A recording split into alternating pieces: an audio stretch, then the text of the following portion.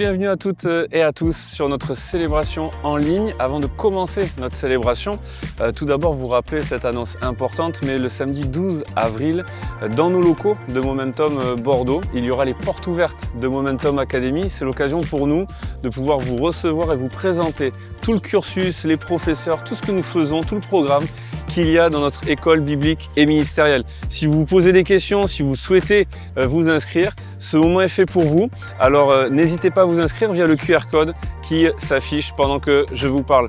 Dans un instant, j'aurai le bonheur de pouvoir vous partager un message à travers l'histoire de David et Goliath sur comment triompher de nos géants, des géants qui se trouvent dans nos vies, face à l'appel de Dieu, face aux diverses situations que vous pouvez rencontrer. Mais avant cela, je vous invite peut-être là où vous êtes tout simplement à vous tenir debout, si vous pouvez le faire, et à louer Dieu avec nous, avec toute l'équipe de Momentum Music. Que Dieu vous bénisse et à tout de suite pour le message. Bonjour et bienvenue à l'église Momentum. On est tellement heureux de vous accueillir aujourd'hui, de pouvoir louer notre Dieu ensemble. On va chanter « Tu es vivant ». On donne les mains ensemble. Hey!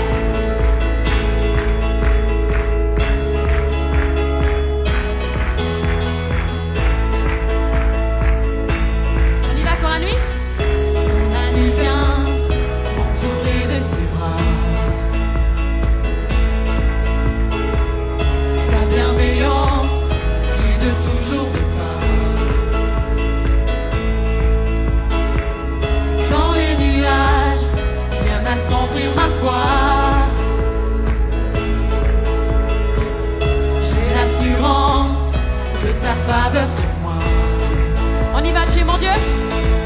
Tu es mon Dieu, rien ne peut te remplacer. Tu es ma paix, rien ne peut te surpasser.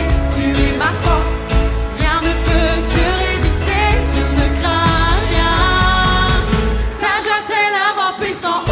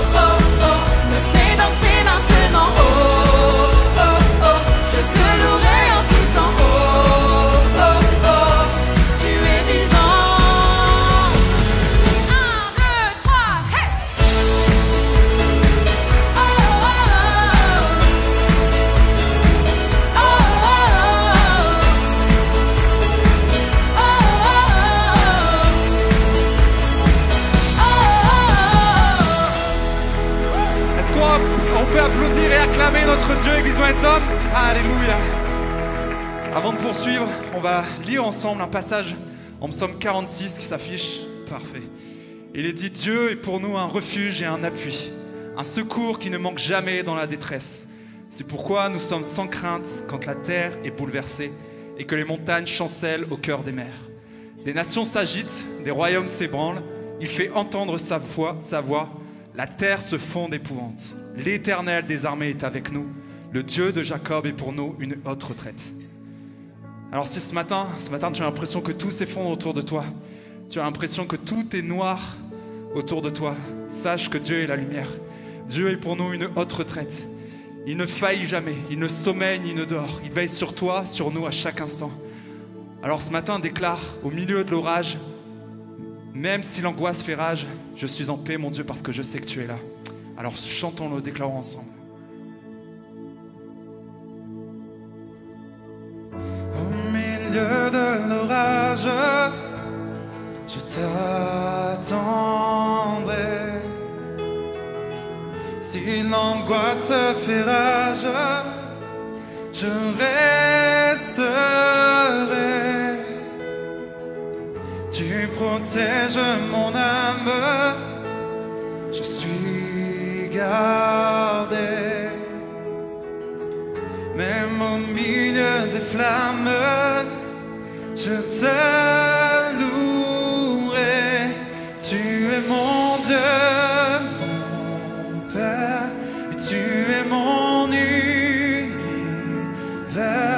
Je suis ancré dans ton amour, je chanterai toujours.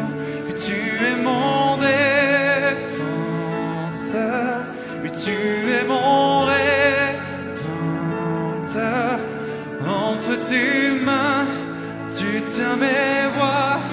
Non, je ne crains pas. Jésus, tu es tout pour moi.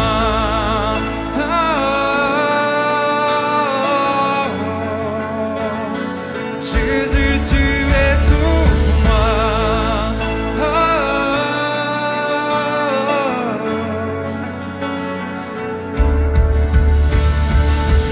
Lorsque tout devient sombre, quand je me perds, tu viens chasser les ombres par ta lumière.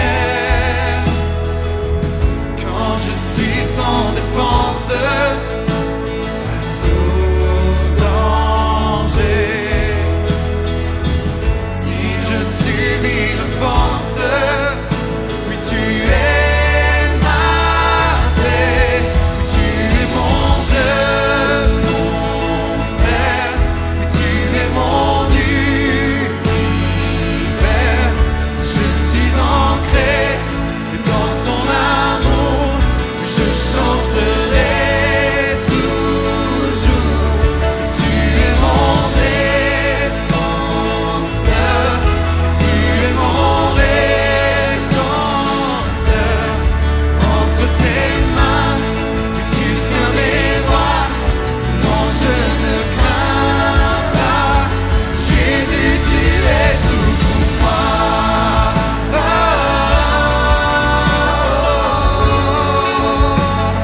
Jésus, tu es tout pour moi.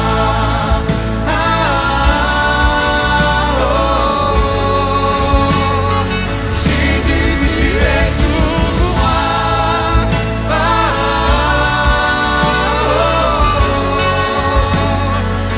Jésus, tu es tout pour moi.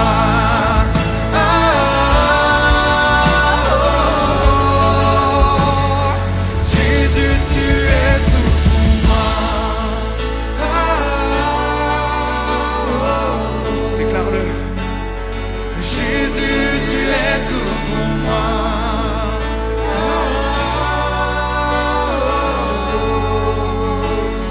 Jésus, tu es tout pour moi.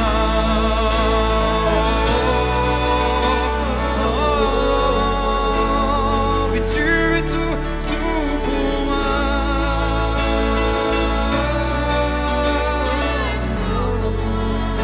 Église, prenons ce temps et déclarons, Seigneur, tu es tout pour moi, tu es celui qui m'apporte la vie, tu es celui qui m'apporte la sécurité, tu es celui qui m'apporte la paix, même dans les temps les plus sombres.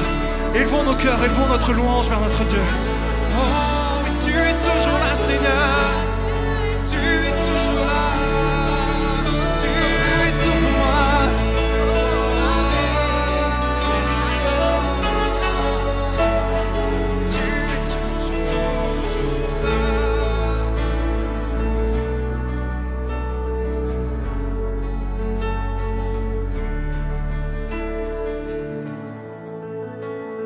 Seigneur notre Dieu.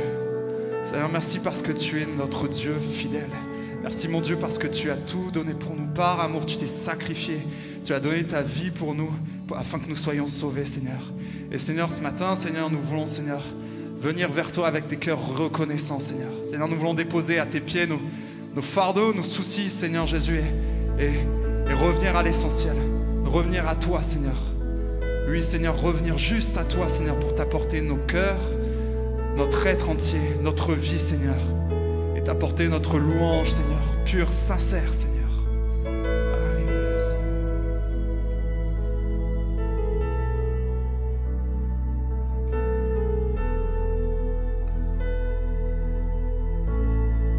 Le chant terminé,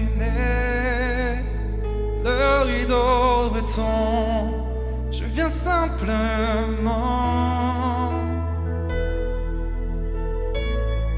porter mon offrande, car j'ai le désir de réjouir ton cœur. J'apporte plus qu'un beau chant, chanter ne suffit pas pour répondre à ton appel. Les apparences sont trompeuses, tu vois bien au-delà. Oh Dieu, tu sondes mon cœur. Je reviens au cœur de la louange. Tout est centré sur toi, est centré sur toi, Jésus. Oui, je renonce à tous mes faux semblants. Tout est centré sur toi, est centré sur toi, Jésus.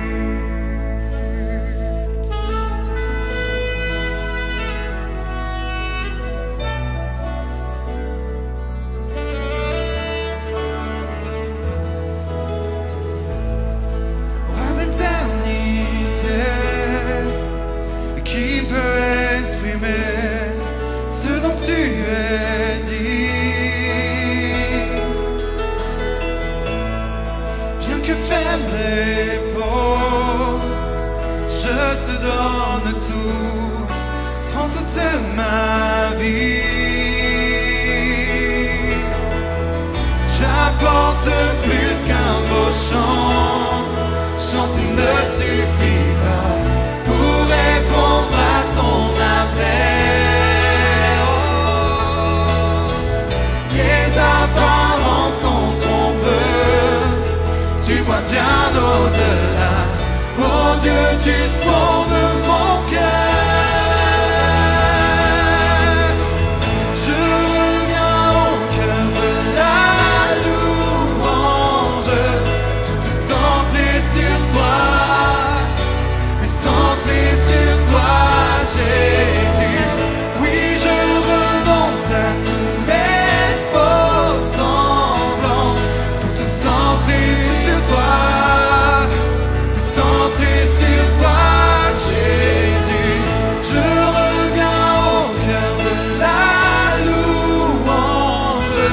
Tout est centré sur toi, centré sur toi, Jésus. Oui, je renonce à tous mes faux semblants. Tout est centré sur toi, centré sur toi, Jésus. Centré sur toi, centré sur toi, centré sur toi, Jésus. Centré sur toi, centré sur toi, centré sur toi, Jésus. Église, comme une prière, comme une déclaration, reprenons ces paroles. Ma vie est centrée sur toi. Sois le centre de ma vie, Seigneur. Sois le centre de qui je suis. Centré sur toi, Jésus. Centré sur toi. Centré sur toi. Centré sur toi, Jésus.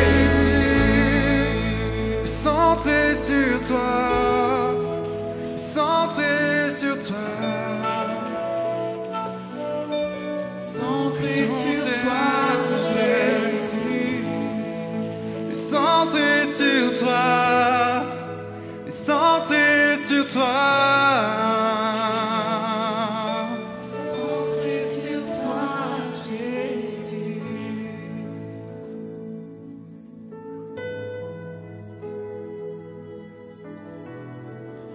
Oui, ce matin, on veut centrer nos regards sur Jésus.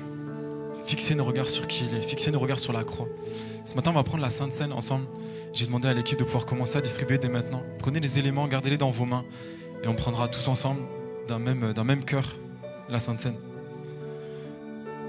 Aujourd'hui, on veut s'arrêter un instant et juste regarder à la croix, regarder à Jésus, regarder à ce qu'il a accompli pour chacun d'entre nous. Et la croix, c'est pas seulement un rappel du sacrifice de Jésus, c'est pas simplement un rappel de ce qu'il a pu souffrir, de ce qu'il a enduré, du prix qu'il a payé. Mais avant tout, c'est le rappel de cette victoire extraordinaire qu'il est venu accomplir pour chacune de nos vies. C'est une source de joie profonde pour nous, de regarder combien Jésus est venu accomplir une victoire parfaite pour nos vies. Je lis dans Hébreux 12, verset 2. « Ayant les regards sur Jésus, le chef et le consommateur de la foi, qui en vue de la joie qui lui était réservée a souffert la croix, méprisé l'ignominie, et s'est assis à la droite du trône de Dieu. » Oui, il y a les souffrances, oui, il y a le supplice de la croix, mais à la fin, alors qu'il était destiné au séjour des morts, il a été assis à la droite du trône de Dieu. Jésus a pris la victoire sur la mort, il a pris la victoire sur le péché pour s'asseoir à la droite de Dieu et pour acquérir pour nous le salut. Jésus, quand il est allé à la croix, il y a été avec une vision. Il a été avec la vision de la joie de notre salut. Ce que Jésus est venu accomplir, ça a permis que nous puissions chacun d'entre nous avoir la possibilité d'être restaurés dans notre relation avec Dieu. Voilà ce qu'il est venu accomplir. Et c'est une joie tellement grande de pouvoir être réconcilié avec Dieu. Il est venu restaurer cette relation entre nous et Dieu pour que nous puissions être connectés avec lui, que nous puissions à nouveau le prier, à nouveau s'approcher de sa présence, échanger avec lui, avoir une vie, une communion, une intimité avec lui. Aujourd'hui, nous ne sommes plus sous la condamnation. Nous sommes appelés enfants de Dieu. Est-ce que ce n'est pas une joie extraordinaire de pouvoir déclarer « Je suis enfant de Dieu ». Voilà ce que Jésus est venu accomplir pour moi personnellement à la croix. Alors que j'étais un simple pécheur, il est venu me déclarer enfant de Dieu. Nous avons accès à Dieu, nous avons accès à sa présence et nous sommes fils et filles de Dieu. Oui, je crois que la croix est une source de joie éternelle. La croix annonce la résurrection. Elle annonce la vie nouvelle et la vie éternelle. C'est une victoire qui est tellement heureuse, tellement pleine de bénédictions pour nos vies. Romains 8, verset 1 dit ceci: « Il n'y a donc maintenant plus aucune condamnation pour ceux qui sont en Jésus-Christ. » Extraordinaire de pouvoir saisir que nous n'avons plus à subir la condamnation parce que nous avons été délivrés de la puissance du péché sur nos vies. Nous avons accès à la grâce de Dieu de manière pleine et parfaite, sans aucune limite. Alors j'aimerais que ce matin on puisse regarder à Jésus dans ce sens. Bien sûr que les souffrances ont été ce qu'elles ont été et qu'elles ont été réelles et qu'elles sont intenses. Mais j'aimerais qu'on puisse, au-delà des souffrances et du supplice qu'il a vécu, qu'on puisse se concentrer sur la victoire qu'il a accomplie pour nous. Qu'on puisse se concentrer sur le cœur joyeux qu'il avait de prendre cette victoire pour chacune de nos vies. On va prendre les éléments ensemble, mais qu'on puisse regarder dans cette direction, regarder à Jésus avec un sourire et juste se rappeler ce qu'il a fait pour nous et lui dire merci avec joie. Prenons les éléments ensemble.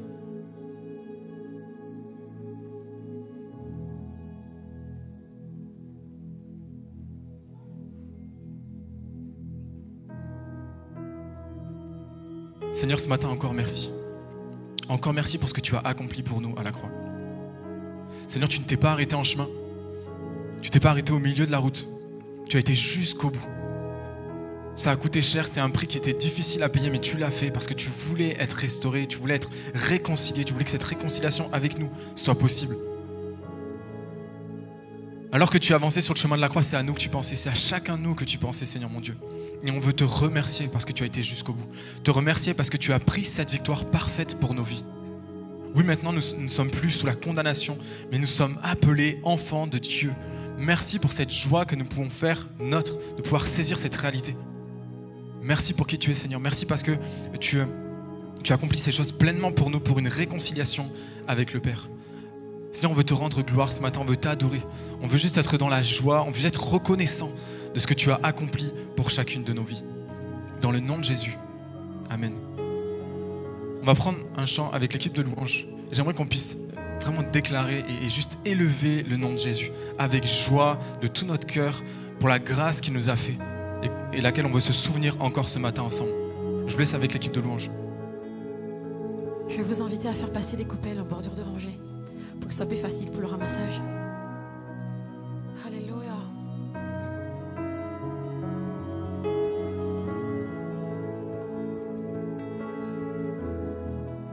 Les étoiles ont pleuré, le soleil s'est voilé, car le sauveur du monde était tombé.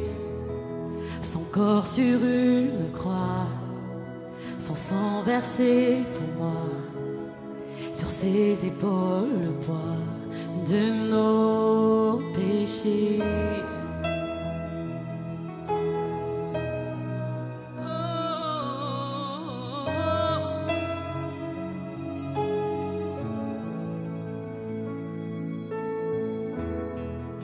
À son tout dernier souffle, le ciel s'est détourné. Le Fils de Dieu gisait dans les ténèbres. Une guerre dans le tombeau, livrée contre la mort, pour terrasser l'enfer à jamais. Alors la terre trembla, la pierre fut roulée, l'amour parfait n'a pu être vaincu. Mort, où est ton pouvoir? Le roi ressuscité a remporté la victoire.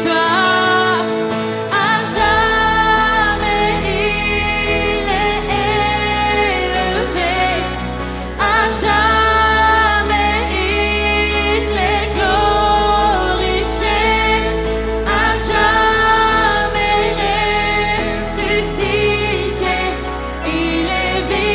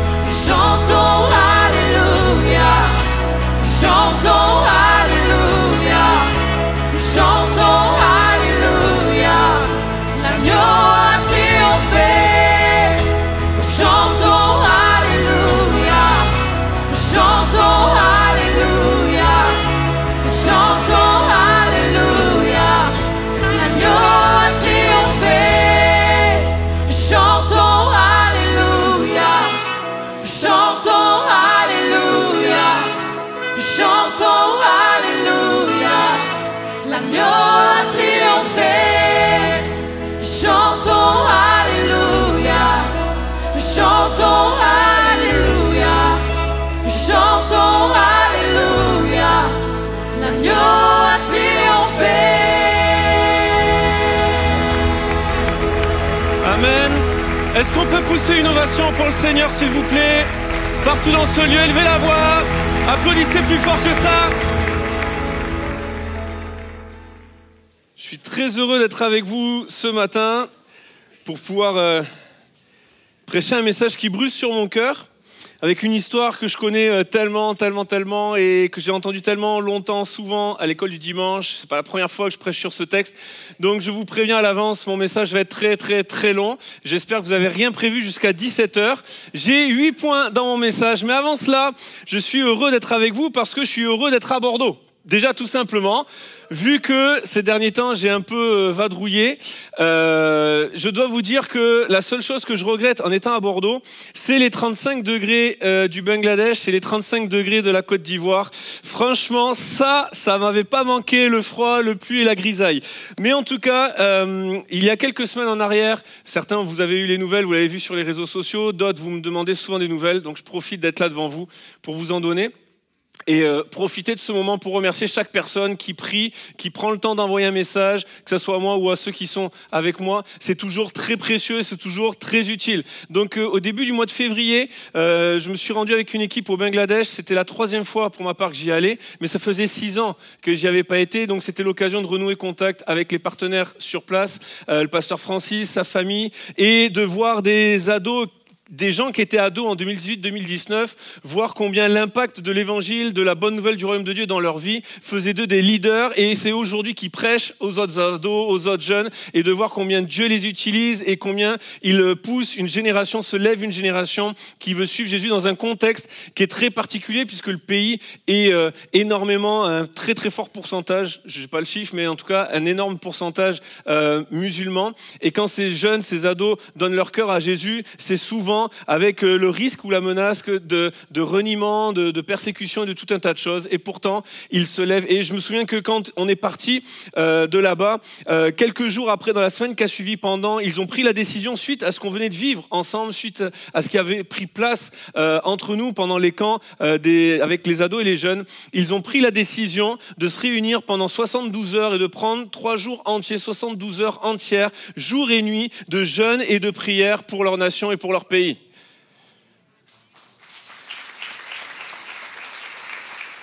Sachant qu'ils risquent leur vie, je me dis, moi ça m'impacte un petit peu, et je crois que le Seigneur utilise des hommes et des femmes qui sont prêts à se lever et à se battre, à payer le prix, et c'est là que le royaume de Dieu peut aller de l'avant. Il y a quelques jours en arrière, il y a juste une dizaine de jours, on rentrait avec une équipe de la Côte d'Ivoire, on était sur Abidjan, on était aussi sur Daloa, et au-delà de la nourriture et de la ferveur des gens là-bas et de le pays de l'hospitalité, c'est pas un mensonge les amis, on est vraiment bien accueillis là-bas. Et on a pu retrouver des partenaires qu'on avait rencontrés l'année dernière et faire tout un tas de choses. Pareil, formation des moniteurs, séminaire pour les couples, aller voir des églises, voir comment les choses vont de l'avant, un orphelinat, une école, etc. Merci à chacun de vous qui prenez le temps d'envoyer des messages, qui prenez le temps d'encourager. Et si je le dis, c'est pas juste pour parler des missions que j'ai pu faire, mais de dire que cette année 2025 est une année particulièrement intense en termes de missions. Je sais pas si toutes les années comme ça vont se ressembler, mais en tout cas 2025, là au mois d'avril, il y a encore 2 missions qui prennent place. Il y a une équipe qui part mardi avec le pasteur Néhémie que vous avez vu, son épouse Katia, Myriam aussi, que j'ai aperçu par là, qui partent en Roumanie auprès de notre partenaire. Là, les équipes sont mélangées, c'est pas une équipe et une équipe, il y a un petit peu tout le monde. Mais donc là, parmi les photos, vous voyez, il y a des gens qui partent en Roumanie, et il y a donc là, mardi, et puis il y a une autre équipe qui part au Maroc à la mi-avril. Donc en Roumanie, c'est avec notre partenaire, l'association Free, qui œuvre auprès des femmes prostituées. Il y a aussi un travail qui se fait au niveau des enfants. Et donc au Maroc, c'est pour des villages qui ont été détruits par les séismes qui ont eu lieu, et c'est avec notre ami, le pasteur Saïdou Djibou, et toute l'association et l'œuvre qu'il fait là-bas. Donc priez pour eux. Si vous reconnaissez des visages, écrivez-leur à chaque jour, chaque fois qu'ils partent. Vous verrez ça sur Instagram, dans la lettre de nouvelles. Vous aurez les dates, vous saurez un petit peu ce qui s'y fait. Et puis si vous retrouvez des visages sur le café Connexion, vous connaissez le livre Où est Charlie? Essayez de trouver un peu ces personnages-là et encouragez-les. Dites-leur, je veux ton numéro, je veux t'encourager à chaque jour, je veux t'envoyer un petit message, un petit verset. Ça fait toujours plaisir quand tu te lèves le matin avec le décalage horaire ou quand tu te couches le soir, de voir un petit message, quand tu retrouves enfin le Wi-Fi et donc ta vie, et bien que tu puisses voir, je prie pour toi, on est avec vous, c'est précieux et c'est pas que des mots, on a besoin de vos prières, il se passe tout un tas de choses quand on est là-bas, donc priez pour chacun d'eux. Chaque fois que dans la semaine, dans le mois d'avril, vous avez un trou dans vos temps de prière, vous pensez à eux, vous récupérez les photos, les numéros et vous priez pour eux. Est-ce que pour tous ceux qui sont là dans la pièce, est-ce qu'on peut les encourager très très très fort ?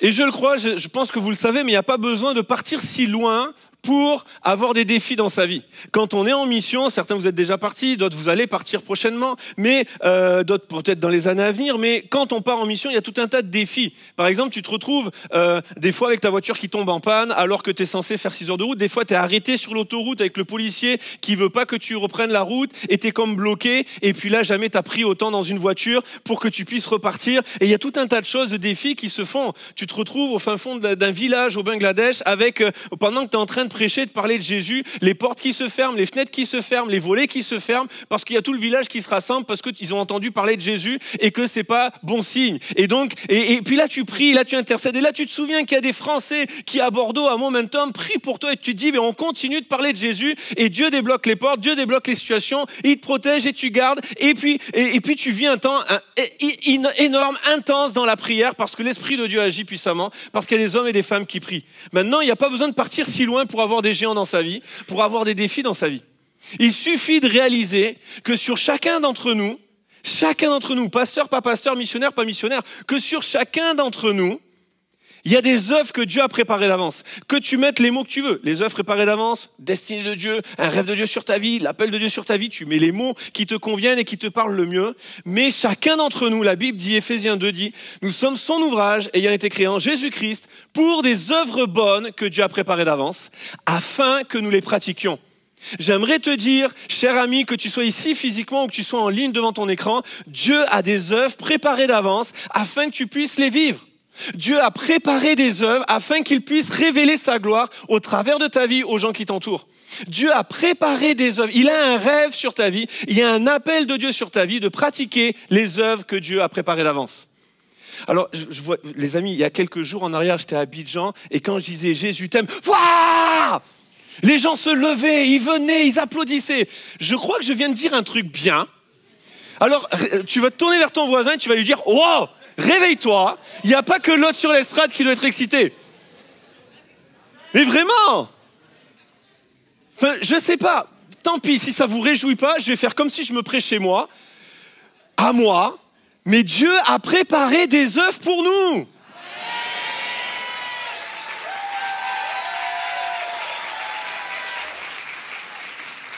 Et pourquoi c'est important de le réaliser ?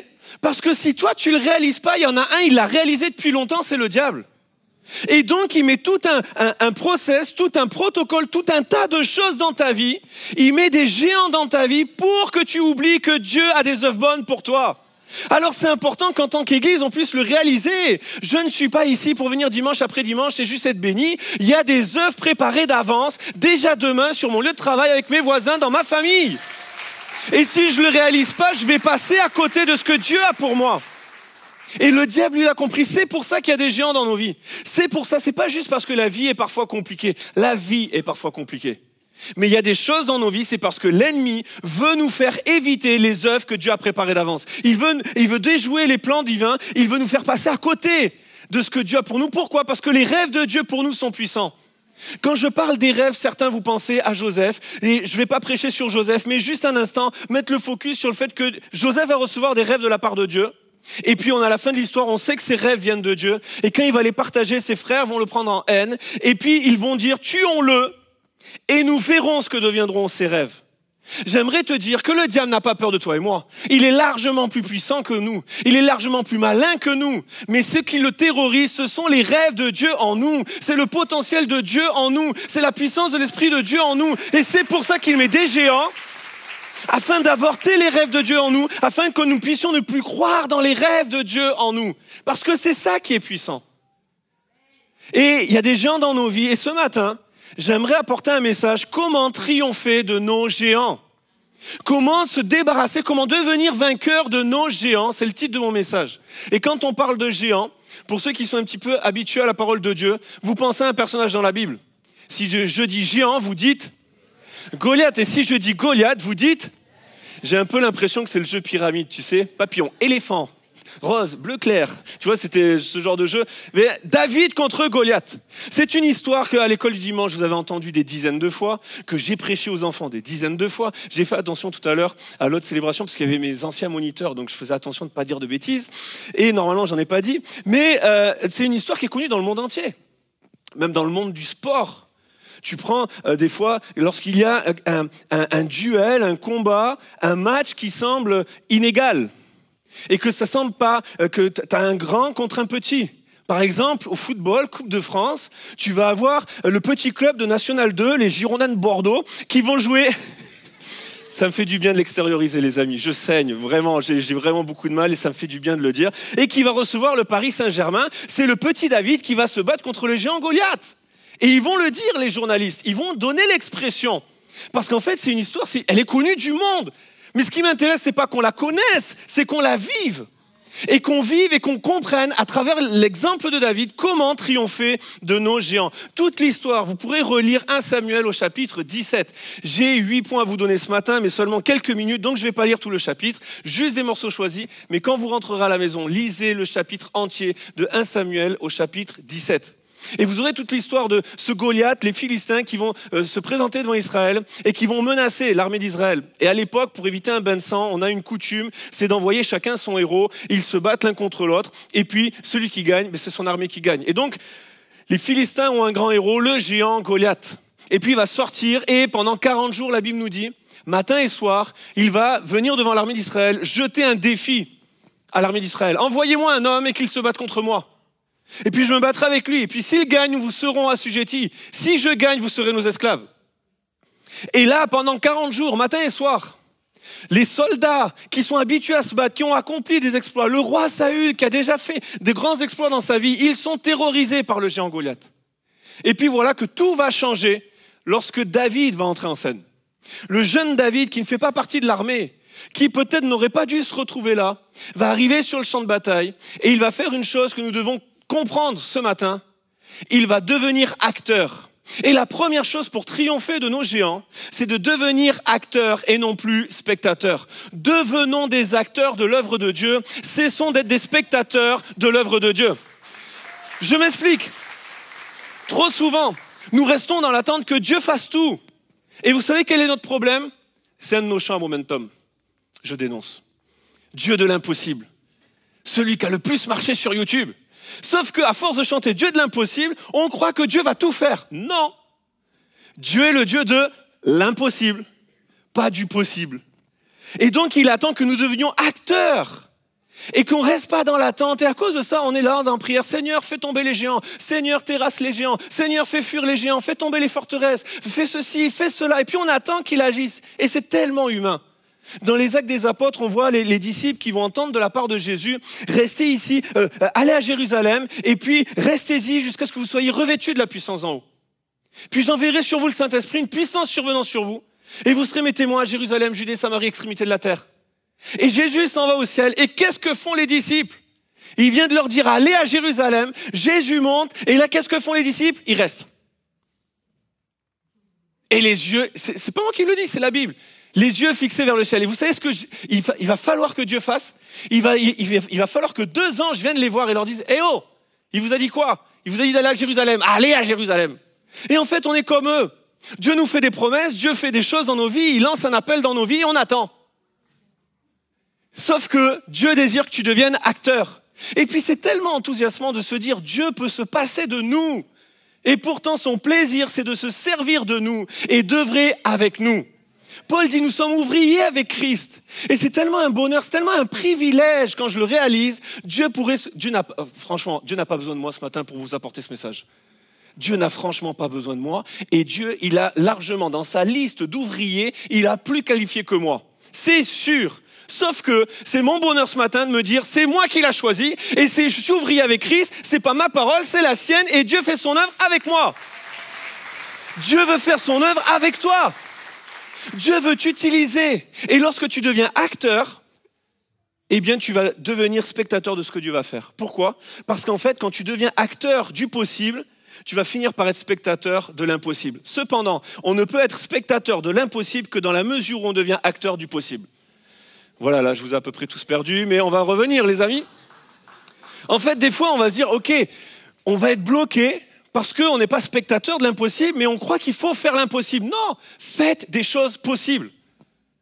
David va arriver, il va se lever, il va dire, mais moi, je vais y aller, je deviens acteur. Je ne vais pas rester que quelque chose bouge. Je me lève et je me bouge. Mais David va faire des choses possibles. Et je vous le dis, faites des choses possibles. David va faire des choses possibles. Je vois à vos regards inquiets, vous n'êtes pas convaincus, mais c'est un homme extraordinaire, mais il a fait que des choses possibles. Il s'est levé. Tout le monde peut le faire. Il a rendu un service à son père, amené à manger à ses frères qui étaient sur le champ de bataille. Il a eu un cœur bienveillant en confiant le troupeau à quelqu'un d'autre avant son départ. Tout ça dans 1 Samuel 17, vous le verrez. Il a entendu le géant, il a demandé à être le volontaire, il a refusé l'armure du roi, il a pris une fronde, des pierres, il a lancé une pierre avec une fronde et il a avancé face au géant. Il n'a fait que des choses possibles. Mais parce qu'il a fait les choses que lui pouvait faire, et je rajoute devait faire, Dieu a fait ce que David ne pouvait pas faire, qu'avec une pierre, un géant puisse tomber. Et je crois que nous devons être acteurs du possible, faire des choses possibles pour que Dieu fasse l'impossible. Pourquoi? Parce que son domaine, c'est l'impossible. Imaginez un instant ici qu'il y a une frontière. Ça va, vous l'imaginez? Sinon, je fais monter Élisée, il se met par terre et vous avez une vraie ligne. Il est chaud, c'est bon, vous avez la ligne, pas besoin d'Élisée, merci. Merci pour lui, dommage pour moi. Et donc, le domaine de Dieu, c'est l'impossible. Et Dieu, c'est le Dieu de l'impossible. Donc en fait, tant que je ne fais rien, Dieu ne peut pas agir. Parce qu'il attend que je fasse ce qui est possible de faire. David a fait des choses possibles et quand il a été jusqu'au bout des choses qu'il pouvait faire, lancer une pierre avec une fronde, Dieu a fait l'impossible. La pierre a fait tomber le géant Goliath. Et je crois que des fois, Dieu n'agit pas parce qu'il attend que nous fassions ce qui est possible. Je m'explique. Ce n'est pas à Dieu d'envoyer des lettres et des CV à tes futurs employeurs. Ce n'est pas à Dieu de réserver le restaurant, d'envoyer un message à ta femme et lui dire que tu l'aimes. Ce n'est pas... Ah c'est bon, je reviens en Côte d'Ivoire, c'est cool. Ce n'est pas à Dieu d'éteindre ton téléphone et de passer du temps avec tes enfants. Ça, ce sont des choses possibles. Et alors que tu le fais, le cœur de ton ado va s'ouvrir devant toi, il va te livrer ce qui se livre comme bataille quand il est au collège, au lycée, dans sa vie étudiante, de ses inquiétudes par rapport à l'avenir, parce que tu auras pris le temps de faire ce qui était possible de faire. Et je le crois, Dieu veut faire l'impossible dans la mesure où nous faisons ce qui est possible de faire.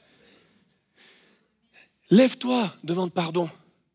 Lève-toi et pardonne au fond de ton cœur. Lève-toi et va chercher du travail. Lève-toi et commence à faire du sport pour retrouver une bonne santé. Mais faites ces choses. Vous savez, il y a tout un tas de choses possibles que nous pouvons faire, mais on attend que Dieu les fasse pour nous. Le Saint-Esprit ne nous a pas été donné pour faire des choses que nous devons faire. Tu peux avoir l'appel de Dieu pour être pasteur, c'est pas Dieu qui va s'inscrire à Momentum Academy pour en apprendre plus sur la Bible. Ça, c'est toi qui dois le faire. Tu peux avoir l'ambition d'être missionnaire, d'aller au fin fond du monde. Dieu ne va pas économiser l'argent, ne va pas renouveler ton passeport pour qu'il soit à jour quand tu prendras les billets. Il ne va pas faire ces choses-là. C'est nous qui devons le faire. Et alors que nous le faisons, Dieu fait l'impossible. David n'a fait que des choses possibles. Pendant que le peuple a laissé parler sa peur, David a laissé parler sa passion. Pendant que le peuple s'est arrêté à cause de la parole de l'ennemi, David s'est avancé à cause de la parole de l'Éternel. Et l'erreur, ce serait de croire que de faire la politique de l'autruche. Je mets la tête dans un trou, je vois plus le problème, il n'y a plus de problème. Mais là, je vais arrêter d'écouter ce qu'il dit, ça me dérange un peu. Ah, ça y est, je l'entends plus, j'entends plus parler de géant, il n'y a plus de géant, je vois plus le géant. Et des fois, on est comme ça. Vous avez vu les petits, Léo en ce moment, quand il se cache, il ferme les yeux. Je suis caché, je te vois. Ils sont marrants. Ou alors ils se mettent sous une couverture, tu vois le corps, tu vois tous les pieds qui dépassent. Je suis caché. Je te vois. Et en fait, on a l'impression que des fois, c'est comme ça qu'on va régler le problème de nos géants. C'est, oh, ça y est, je le vois plus, alléluia. Je vais venir le dimanche, gloire à Dieu, et puis je vais repartir, il n'y aura plus de géants. Non! Les géants que tu fuis aujourd'hui, ils t'affronteront demain. C'est l'histoire de Goliath. En fait, si on revient quelques siècles en arrière, quelques dizaines d'années en arrière, on va tomber sur l'histoire de Josué dans nos Bibles. Josué le conquérant qui va conquérir le pays promis à la sortie, à la mort de Moïse. Il va entrer dans la terre de Canaan. Et qu'est-ce qu'ils vont trouver sur la terre de Canaan? Ils vont trouver des géants. Et ils vont faire fuir les géants. Et ils vont triompher des géants. Mais à la fin de la vie de Josué, à la mort de Josué, la Bible dit qu'ils avaient conquis tous les territoires. Et il ne restait des géants que dans 3 endroits. Et un des 3 endroits, c'est Gath. Je vous le donne en mille. Goliath, il vient d'où? Il vient de Gath. Les géants que tu n'affrontes pas aujourd'hui, ils te feront face demain. Ne crois pas que les géants que tu vas repousser, fuir aujourd'hui, tu vas en être débarrassé. Ils vont revenir et parfois plus forts. Et parfois, alors que Josué, il avait toute une armée pour les triompher de ces géants-là, David était tout seul. David n'a pas eu les acclamations de la foule, David n'a pas eu les encouragements de la foule, il y était tout seul, mais c'est possible, et c'est ce que je veux dire ce matin, c'est possible que les géants tombent, les géants doivent tomber ce matin ou cette semaine. Mais c'est possible. Je le disais, j'ai 8 points, j'aimerais vous lancer un défi. À partir d'aujourd'hui jusqu'à dimanche prochain, ça fera 8 jours. Chaque jour, vous prenez un point et vous vous dites, ce matin, je fais celui-là. Je décide de devenir acteur. Je veux être, et demain, je vais faire des choses possibles. Je peux me lever 5 minutes plus tôt, je peux lire ma Bible, au moins un chapitre, je peux prier au moins 20 secondes, je peux dire à ma femme que je l'aime, je peux dire à mon mari que je l'aime, je peux lui dire qu'elle est magnifique avant d'aller au travail, je peux lui dire qu'il est super beau et super fort, tellement musclé avant d'aller au travail, je peux dire à mes enfants que je les aime avant qu'ils aillent à l'école, je peux leur dire bonne nuit, je vous aime, et puis on va prier ensemble avant qu'ils se couchent le soir, je vais faire des choses possibles. Et 3e étape, je vais développer une mentalité de vainqueur. Je vais décider de changer mon mindset et de décider que je suis vainqueur. Quand tu rencontres des gens qui sont profondément ancrés dans leur mentalité, ça change leurs actions. En Côte d'Ivoire, ils sont profondément convaincus que c'est le pays de l'hospitalité. C'est dans leur hymne. Et quand tu arrives, ils te le disent tous et surtout, tu le reçois, leur hospitalité. Et nous, en France, je vais dire des choses qui fâchent, mais on est profondément convaincus qu'on est des râleurs. Mais bizarrement, dans nos relations, qu'est-ce que tu retrouves? Des gens qui râlent. Et si on décidait de se dire qu'en tant qu'enfants de Dieu, nous sommes le royaume de Dieu, ambassadeurs du royaume de Dieu, et dans le royaume de Dieu, on est gentil, on est souple, on s'encourage, on s'aime, on prie, on porte les fardeaux. Ça va tout changer dans la vie de l'Église. On est souriant, on est chaleureux, on dit amen quand il y a un bon truc dans le message. En fait, c'est ça. C'est de changer notre mentalité. Et David, il avait une mentalité de vainqueur. David, je vais détruire une image peut-être que vous avez de lui, héritée de vos pères spirituels à l'école du dimanche, celui du poète avec la harpe, la fleur au coin des lèvres, le Dan Luyten de l'époque, gentil, qui ferait pas de mal à une mouche, vraiment, Dan Luyten. Sauf que David était un peu plus furieux que ça.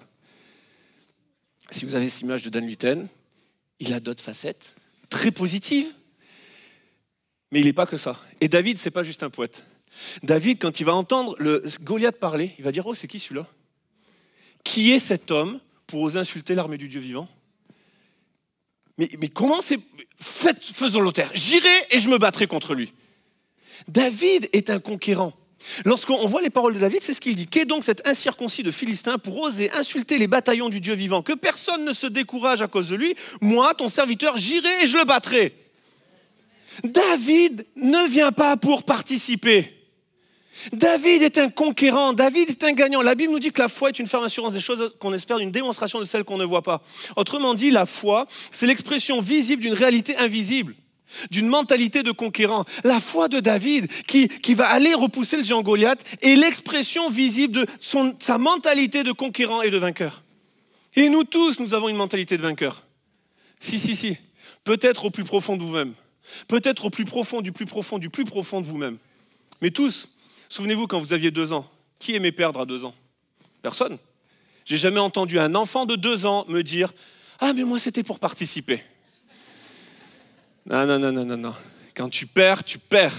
Et puis, il y a quelque temps en arrière, j'ai découvert qu'au plus profond de certaines personnes, il y avait un esprit de vainqueur. Avec mon épouse et les conducteurs de louanges, il y a eu un moment qui s'est passé, on a fait un laser game. Et avec ceux qui étaient là, laser game, pour ceux qui ne savent pas de quoi il s'agit, c'est 2 équipes qui s'affrontent dans une salle avec des défis, avec un jeu de lumière, des lasers. Et puis donc tu désactives les autres en évitant d'être désactivé. Et puis c'est par équipe, mais à la fin tu as des résultats individuels. Grosso modo, j'ai à peu près décrit le jeu. Et là, il y a différents types de personnes qui arrivent à ça. T'en as qui arrivent et puis qui viennent t'intimider. De toute façon, moi, je vais tous vous ramasser. Et puis, t'as ceux qui arrivent, oh, mais moi, j'ai jamais joué. Je sais pas trop. Non, mais vous tirez pas trop sur moi. Hein. Et puis après, t'as une troisième catégorie de personnes, les pires. Ceux qui disent, non, mais moi, je viens que pour participer. Moi, je suis juste là pour être avec vous, passer un bon moment et jouer. Tu vois, c'est les mêmes qui, après un contrôle de maths, te disaient « Non, je suis pas sûr d'avoir réussi, je sais pas si j'ai la moyenne. » Et à la fin, ils ont 19,5. Tu vois, ces gens que t'aimais pas, c'est ceux-là. Sauf qu'une fois que tu commences le jeu, que les lumières s'éteignent et que ça commence, ces gens-là deviennent fous. Les mêmes gens qui étaient là pour participer font des roulades par terre, ils se cachent dans des endroits improbables, et puis quand ils te tirent dessus, t'entends ce petit son. Et il y en a, mais c'est les pires des pires. C'est ceux qui, une fois que tu es désactivé, il faut quelques secondes pour te réactiver, et quand tu es réactivé, tu peux pas tirer sur quelqu'un. Donc ces gens-là qui deviennent fous furieux te suivent, et ils sont... Mais je vous le dis, ils sont là devant vous, sur l'estrade, en train de vous conduire la louange. Moi, j'ai vu leur vrai visage.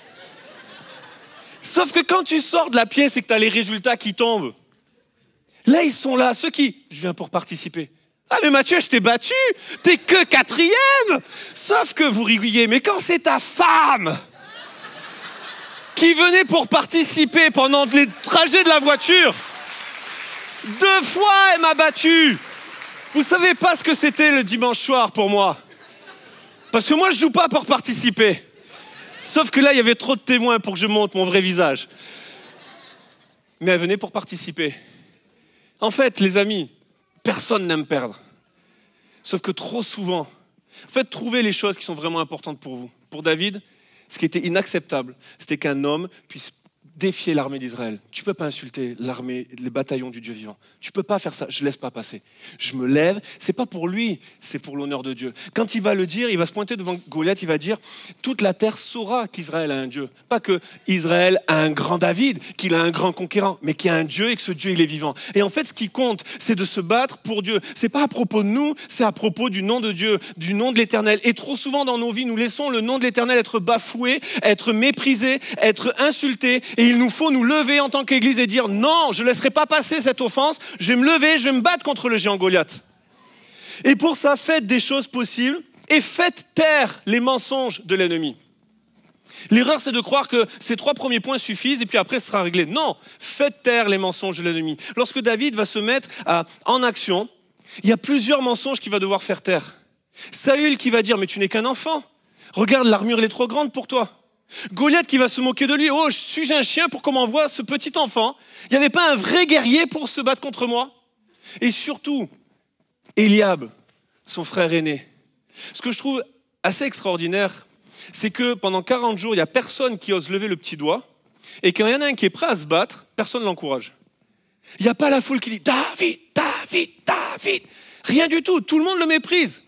Mais avant qu'il puisse faire entendre la parole de foi face à l'ennemi, il a fallu qu'il fasse taire les mensonges de l'ennemi. Et j'aimerais vous dire, quand tu vas vouloir répondre à l'appel de Dieu, tout le monde ne va pas être tout le temps derrière toi, et tout le monde ne va pas t'encourager, mais tu dois faire taire les mensonges de l'ennemi. C'est fou quand on réfléchit, c'est que le peuple a été paralysé par la peur à cause d'un mensonge. Goliath a réussi à convaincre le peuple, l'armée, avec un mensonge. Et j'aimerais vous dire, le diable est le père du mensonge. Et trop souvent, il nous tient liés, paralysés face à notre destinée, notre appel, les rêves de Dieu pour nous, mettez le mot que vous voulez, les œuvres préparées d'avance, à cause de mensonges. Le mensonge, c'est quoi? Goliath dit, donnez-moi un homme, on va se battre, et puis la victoire va dépendre de ce duel. C'est faux. David rétablit la vérité. Il dit, toute la terre saura qu'Israël a un Dieu. Cette multitude saura que c'est ni par l'épée, ni par la lance que l'Éternel sauve, la victoire appartient à l'Éternel. En fait, David lui dit, non, ça ne dépend pas de toi et moi, ça ne dépend pas de nos capacités, ça ne dépend pas de notre entraînement, ça ne dépend pas de nos armées, ça ne dépend pas de notre histoire, ça ne dépend pas de tout ça. Ça dépend de Dieu, ça appartient à Dieu. Et des fois, on ne se bat pas, on ne se lève pas, parce qu'on croit que c'est avec nos capacités. Non! C'est pas avec nos capacités que tu vas faire tomber les géants. Mais c'est en t'appuyant sur le nom de l'Éternel. Le nom de Jésus est puissant pour renverser les forteresses. Le nom de Jésus est puissant pour restaurer, pour guérir, pour relever, pour ressusciter les rêves enterrés, pour nous faire triompher, pour faire tomber les géants dans nos vies. Le nom de Jésus. Et si je m'appuie sur le nom de Jésus, là, ça va tout changer. Paul le dit, c'est pas que nous sommes capables, notre capacité vient de Dieu. Zacharie va dire, c'est ni par force ni par puissance, mais par son esprit. Jésus va dire, sans moi, vous ne pouvez rien faire, donc avec moi, vous pouvez tout faire. Tout est possible à celui qui croit. Je vous cite encore d'autres versets où vous êtes assez convaincus, parce que comme vous ne dites pas amen, je ne sais pas trop. Avant de se battre contre le géant Goliath, il faut pouvoir triompher du lion et de l'ours. C'est face au lion et à l'ours que tu commences à t'aguerrir. Mais c'est face au lion et à l'ours que c'est le plus facile d'abandonner. Des fois, on veut se battre contre le géant Goliath, mais il faut tuer les lions et les ours. Regardez ce que David va dire. Il va s'appuyer sur cette victoire-là. Il va dire à Saül, et vous allez voir que le poète avec la harpe et la fleur au coin des lèvres va disparaître de votre esprit comme un nuage qui va disparaître. Ton serviteur faisait paître les brebis de son père, et quand un lion ou un ours venait en enlever une du troupeau, je courais après lui. Qui court après un lion ? C'est l'inverse normalement, d'accord ? Je courais après lui, je le frappais et j'arrachais la brebis de sa gueule. S'il se dressait contre moi, je le saisissais par la gorge, je le frappais, je le tuais. C'est ainsi que ton serviteur a terrassé le lion et l'ours. Il en sera du Philistin, de cet incirconcis, comme de l'un d'eux, parce qu'il a insulté l'armée du Dieu vivant. David n'est pas un petit poète gentil, c'est un fou furieux, c'est un guerrier. Et pourtant, quand il est face au lion à l'ours, il aurait pu dire « c'est pas mon problème hein. ». Parce que 1 Samuel 13, il reçoit l'onction. Il a l'onction de Dieu sur sa vie, 1 Samuel 16, pardon. Qui dit qu'il va être roi. Donc après, il peut se retrouver face au lion à l'ours et dire au Seigneur, oh, alors déjà c'est pas mon troupeau, c'est celui de mon père. Quand il fait la fête, que le prophète Samuel arrive, il pense pas à moi. Et puis moi j'ai l'onction. Hein. Moi je suis censé être roi. Seigneur, tu m'envoies l'armée pour me débarrasser du lion et de l'ours. C'est pas mon problème. Moi mon problème, ma destinée, c'est pas les brebis. Hein. Ma destinée, c'est la royauté. Donc je vais me battre pour des choses qui sont vraies, de royauté. Mais David ne fait pas ça. Il voit le lion et une ours, une brebis, une vie, c'est une vie. Et il va se battre. Il va risquer sa vie. Combien d'entre nous auraient sorti le discours suivant ? Non mais je ne vais pas risquer d'épuiser, je vais choisir mes combats. Je ne vais pas risquer de m'épuiser dans les choses où je pourrais être blessé alors que moi je suis destiné à la royauté. Faites vos problèmes de lion et d'ours, moi non. Mais parce qu'il s'est battu contre le lion et l'ours, il a eu la force d'aller devant Goliath. Ça a fortifié sa foi dans le quotidien. J'aimerais vous dire que votre foi va être nourrie, va être fortifiée des victoires que vous menez dans le lieu secret de la prière, de votre chambre, quand vous décidez de, même si c'est difficile, même si vous n'avez pas dormi, de quand même prier, de quand même lire la Bible, de quand même s'il y a eu des disputes, de quand même dire « je t'aime, tu m'as pris la tête aujourd'hui, je ne suis pas d'accord avec toi, mais je t'aime quand même ». Et on continue l'aventure ensemble, de pouvoir continuer de se battre contre le lion et l'ours. Non pas que ta femme est un lion ou un ours, quoique des fois on se demanderait, mais de choisir les vrais enjeux. Sortez pas ces petits bouts de messages et les sortez pas sur... parce que sorti du contexte, ça veut plus dire la même chose, les amis. Hein, d'accord ? Et donc, de se battre contre le lion et l'ours, j'aimerais m'adresser aux parents. Mais je crois que nos défis, c'est quand nous sommes dans la maison. Nous sommes parfois, messieurs, les champions du monde pour réussir dans la vie publique et d'échouer dans la vie privée. Et je ne suis pas en train de nous jeter la pierre. On le voit dans toute la parole de Dieu. Abraham, il prospère de dingue et tous ses échecs sont dans la maison. David, il fait fuir des géants. Le territoire n'est jamais aussi grand qu'avec lui, mais il commet l'adultère et dans sa famille, c'est la misère. Et des fois, on est tellement capable de dire « Ouais, je vais me battre contre Goliath, je vais me battre contre Goliath et je vais tous les terrasser. » Mais le lion et l'ours nous mangent de l'intérieur. Et à la fin, tu ne pourras plus te battre contre les géants Goliath. Papa, passez du temps avec vos enfants. Prenez du temps pour les encourager, pour leur dire combien vous les aimez, combien ils sont précieux, combien ils sont capables. Mais de développer cette mentalité de se battre contre le lion et l'ours, parce qu'il y a un ennemi qui est là et qui va se charger de leur faire croire qu'ils ne sont pas capables, qu'ils n'y arriveront jamais. Alors battons-nous contre le lion et l'ours. C'est tellement important au sein de la cellule familiale, dans le secret de nos maisons. Lorsque tu es seul face à ton écran, tu peux ici venir aux semaines de jeûne et prière et vouloir conquérir la terre entière, mais quand tu es tout seul devant ton écran, de pouvoir appuyer sur le bouton off, de pouvoir mettre des limites d'accès sur ton iPhone, smartphone, de pouvoir te poser et puis lorsque tu es tout seul au travail et que là il y a la liasse de billets, de la résister et te battre contre le lion et l'ours, de ne pas céder au lion et à l'ours de la corruption, du vol, du mensonge, de l'adultère, de la pornographie, des addictions, pour pouvoir te battre contre le géant Goliath et vivre libre et vivre ce que Dieu a pour toi. Se battre contre le lion et l'ours. Et il va falloir tourner le dos aux paroles de découragement. Je le dis, David a dû repousser les paroles d'Eliab. Et quand Eliab va se moquer de lui, il va lui dire « Mais t'es qu'un petit prétentieux, tu viens voir le spectacle, c'est pour voir qui va se faire tuer par Goliath que t'es venu, t'es un petit prétentieux. » Et je crois que des fois, on veut répondre à l'appel de Dieu et on les a, ces discours-là. Mais franchement, tu te prends pour qui ? Mais t'es qui ? Mais t'es trop jeune. Mais t'es qu'un homme, mais t'es qu'une femme. Mais t'es trop vieux. Mais t'es pas qualifié. Mais t'es qu'un orgueilleux. Tu crois vraiment que le Seigneur t'avait attendu ? Non, il n'a pas besoin de toi. Et puis avec des demi-vérités, parce que tout ce que je dis est vrai, mais notre capacité vient de Dieu. Et puis oui, le Seigneur ne nous attend pas, mais ça s'appelle la grâce. Et donc, avec des demi-vérités. Et David va faire quelque chose de symbolique. Eliab lui parle, et il va tourner le dos. Et lorsque tu tournes le dos, tu fais face à ton vrai ennemi. Ton ennemi, ce n'est pas Eliab. Ton ennemi, ce n'est pas Saül. Ton ennemi, ce n'est pas l'armée d'Israël. Ce n'est pas tes frères et sœurs qui sont ici. Ce n'est pas les gens qui sont dans ta maison. Ton ennemi, c'est Goliath. Et pendant que tu perds ton temps à essayer de les changer, de négocier avec eux, tu ne te bats pas contre le vrai ennemi. Et pendant que tu perds ton temps, parce que c'est une perte de temps, ils ne changeront jamais. On n'a pas Eliab qui revient encourager David plus tard. On n'a pas Saül qui vient encourager. Ça a été de pire en pire. Et pendant que tu perds ton temps à essayer de changer les gens, tu ne te bats pas contre le vrai géant. Tourne le dos. Ils changeront peut-être jamais. Et s'ils changent sur ce sujet, ils t'inquiètent, ils vont en trouver un autre pour te critiquer encore. Tourne-leur le dos et avance. Et tu vas voir que quand tu leur tournes leur dos, non seulement tu les vois plus, mais plus tu avances et moins tu les entends. Tourne le dos aux paroles de découragement et appuie-toi sur la parole de l'Éternel. Tournez-vous vers celui qui a les paroles de la vie éternelle. Et puis, lorsque vous allez vous avancer vers le géant Goliath, parce qu'à un moment donné, il va falloir y aller, ne baisse pas les bras quand les choses vont devenir compliquées.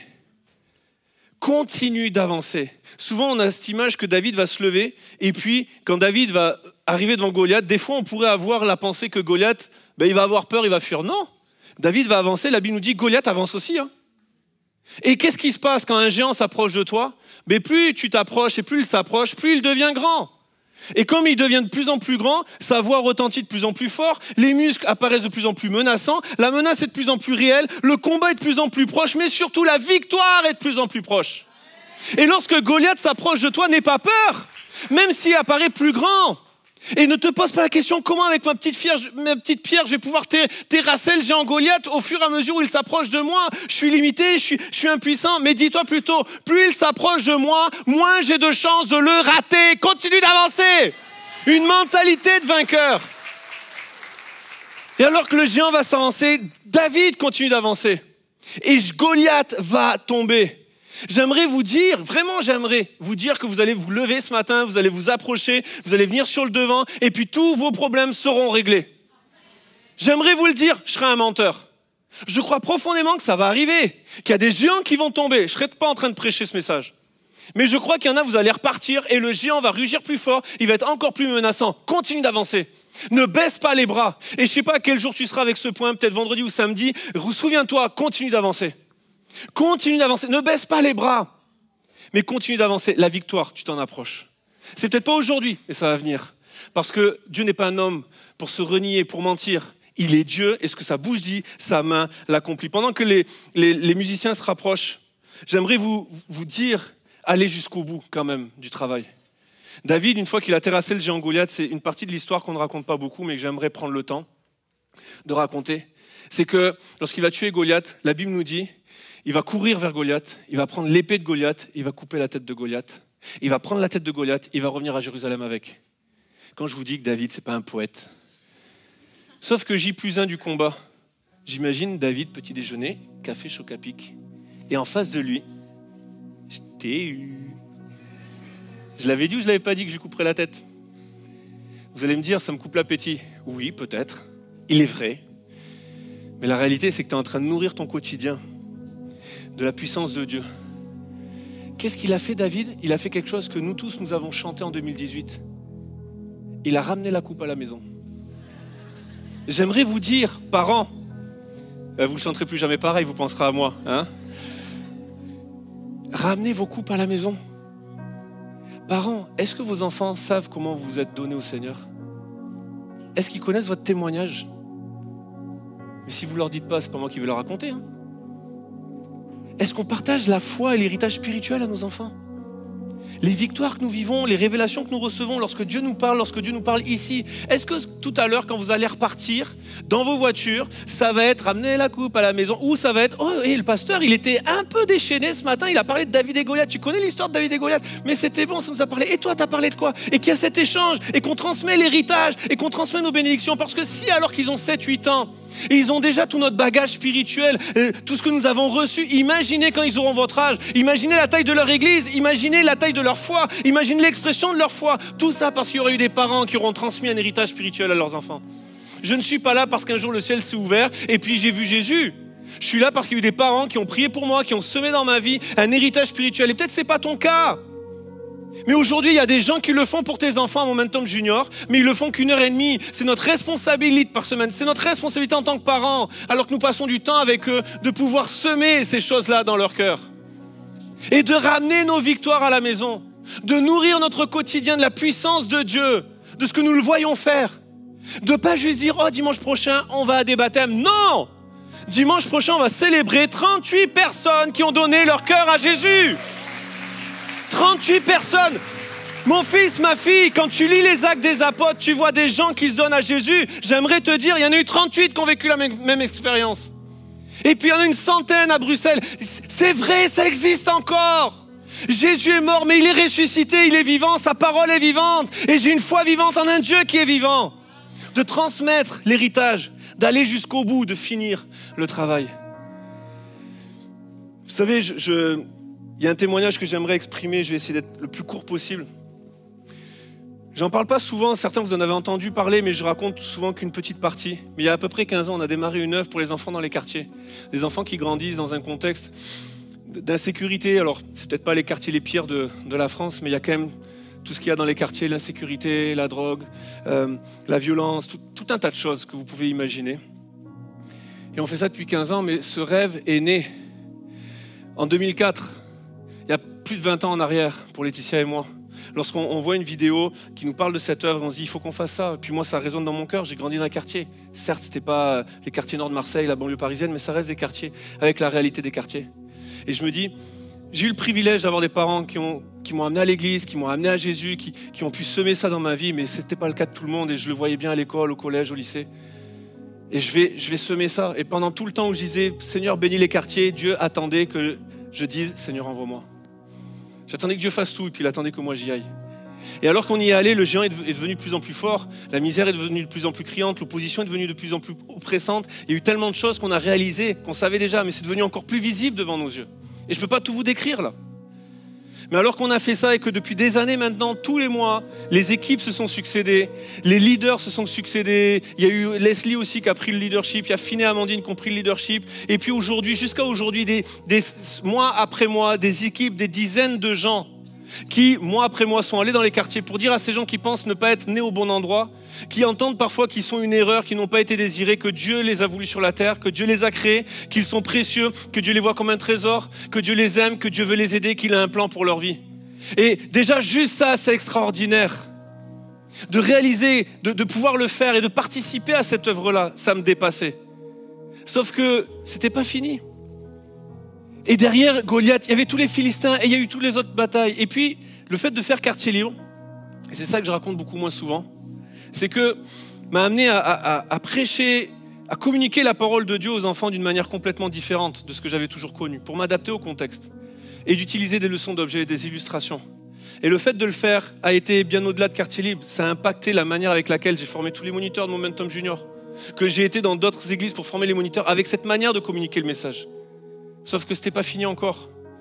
Un jour, je suis dans une église et quelqu'un vient me voir et me dit « Tu sais Mathieu, tu devrais écrire un livre où tu parles de ça. » Et le deuxième des livres que j'ai écrit, c'est la Bible expliquée aux enfants, où je développe cette manière de communiquer la parole de Dieu aux enfants, avec les leçons d'objets, avec les illustrations. Et c'était déjà extraordinaire et bien au-delà du rêve qu'on avait reçu en 2004 avec Laetitia. Sauf que c'était pas encore fini. Aujourd'hui, dans quelques semaines, il va être traduit dans une 6e langue, et il est utilisé dans plus de 16 pays. J'aimerais vous dire que depuis 2004, j'ai eu que des gens qui m'applaudissaient. Que j'ai eu que des gens qui ont cru en moi. Sauf que quand j'ai commencé à parler du rêve, on m'a dit « Mais t'es trop jeune.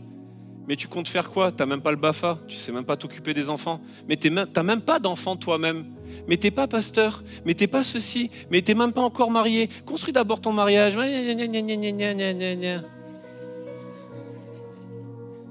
Et je parle toujours pas espagnol, je parle toujours pas bien anglais, je parle toujours pas portugais, je parle pas arabe, je parle pas bengalais, je parle pas hindi, et pourtant il y a le livre. Les 16 pays, j'y suis même pas allé dans les 16. Mais il a fallu tourner le dos aux paroles de découragement. Et ce matin, ce qui te bloque, c'est les mensonges de l'ennemi, c'est les paroles de découragement. Ce matin, lève-toi et deviens acteur. Et ce qu'il a juste fallu, c'est à un moment donné se lever et y aller. Le reste, ça appartient à l'histoire que Dieu a bien voulu écrire. Ce qui compte ce matin, c'est est-ce que tu vas te lever ou pas. Le reste, ça appartient à Dieu. Est-ce qu'on peut se lever ensemble, s'il vous plaît, partout dans ce lieu? Avec l'équipe de louanges, on va proclamer ce chant « Je ne suis plus esclave de la peur ». Et on va en faire notre prière.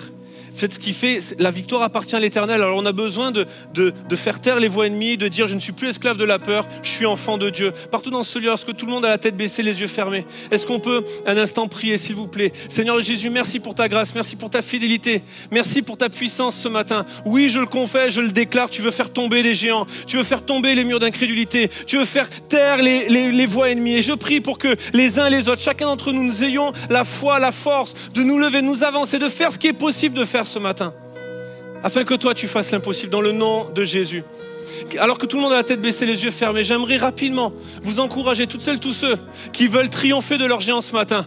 Venez sur le devant, quittez là où vous êtes, et puis venez sur le devant et approchez-vous, des gens vont prier pour vous. Il y a l'équipe pastorale, il y a les équipes de prière, il y a les leaders de groupes de croissance. Venez sur le devant, on va prier pour vous. Approchez-vous, approchez-vous. Faites ce qui est possible de faire ce matin. Peut-être tu ne peux pas faire autre chose que de venir et de te présenter à la prière. Mais alors que tu le fais, Dieu va faire l'impossible. Dieu va agir dans le monde invisible. Partout dans ce lieu, est-ce que tous ceux qui restent dans les allées, est-ce qu'on peut prier pour nos amis qui sont là? On n'est pas venu pour assister à quoi que ce soit. On est venu pour voir des vies transformées, des vies changées, des destinées être bouleversées. Et alors que vous approchez, venez vraiment sur le devant au milieu pour qu'il n'y ait pas des gens qui restent dans les allées. Et on a les yeux fermés, on tend nos mains et on prie. On prie le Seigneur partout dans ce lieu, élevons la voix. Seigneur, merci pour ta grâce, merci pour les vies transformées ce matin. Merci pour les géants qui tombent. Merci pour les mensonges de l'ennemi que l'on fait taire. Merci pour, Seigneur, les paroles de découragement que nous anéantissons et que nous brisons maintenant. Dans le nom de Jésus. Alléluia, partout dans ce lieu, élevons la voix. Et avec l'équipe de louanges, déclarons-le, je ne suis plus esclave de mes peurs. Alléluia. Tu m'as ébloui par tes mélodies. Tu agis dans ce lieu, Seigneur, ce matin. Alléluia.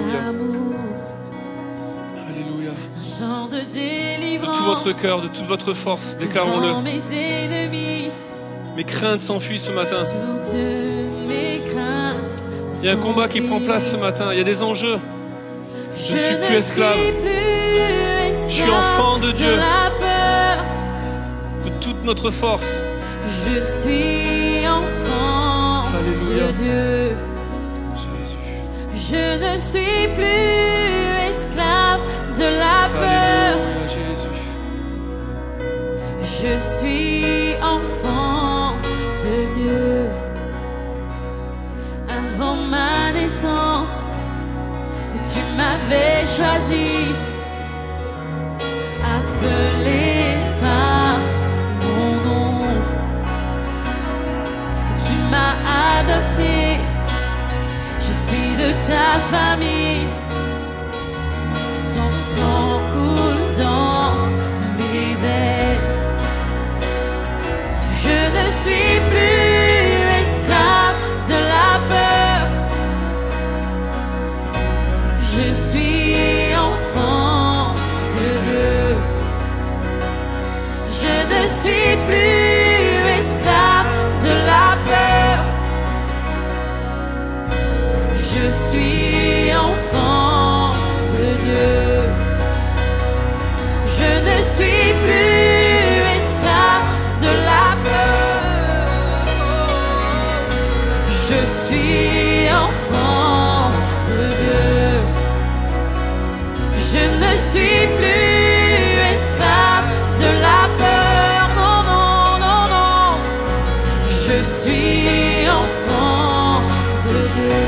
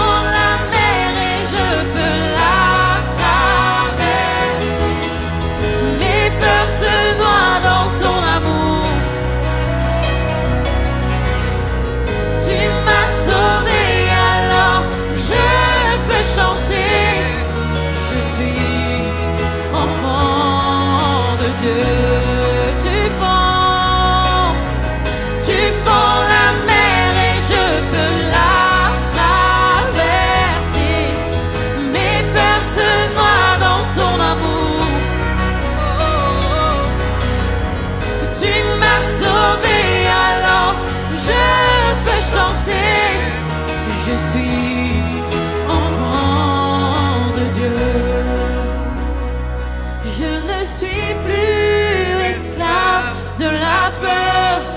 Déclarons-le de tout notre cœur, avec force. Je Je ne suis plus esclave de la peur, partout là où on est. Je ne suis plus esclave de la peur. Je ne suis plus esclave de la peur. Je Non, suis non. enfant de Dieu. Je suis enfant de Dieu. Alléluia, Seigneur notre Dieu, on tend nos mains vers toi, on élève nos voix vers toi. Et nous te prions de continuer d'agir dans cette semaine.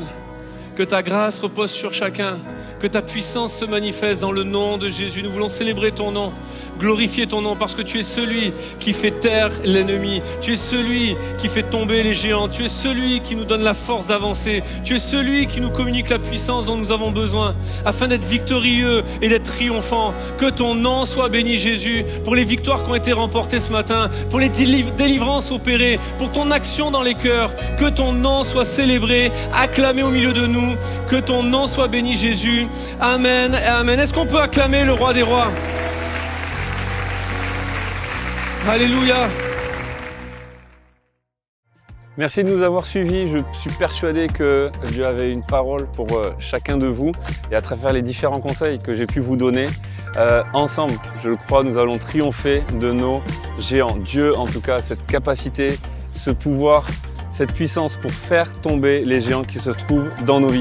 Si vous avez besoin de soutien dans la prière, d'accompagnement, il y a bien sûr, vous en avez l'habitude, le formulaire, vous le remplissez, puis un de nos équipiers va vous rappeler et prier avec vous, prier pour vous. Si vous avez besoin de plus d'accompagnement, il y a la plateforme Momentum sans frontières. Un pasteur se tient aussi là à votre disposition, à vos côtés pour vous accompagner et tout un tas d'autres ressources. Et puis si vous voulez continuer de poursuivre ce moment dans la louange, aujourd'hui ou dans la semaine, eh bien vous pouvez le faire avec notre chaîne YouTube Momentum Music. En attendant, je veux vous remercier chacun d'entre vous pour votre fidélité dans les dîmes, les offrandes. C'est grâce à vous qu'on peut faire tout cela et qu'on peut être jusqu'à chez vous et vous bénir. Alors que Dieu vous bénisse, à très bientôt.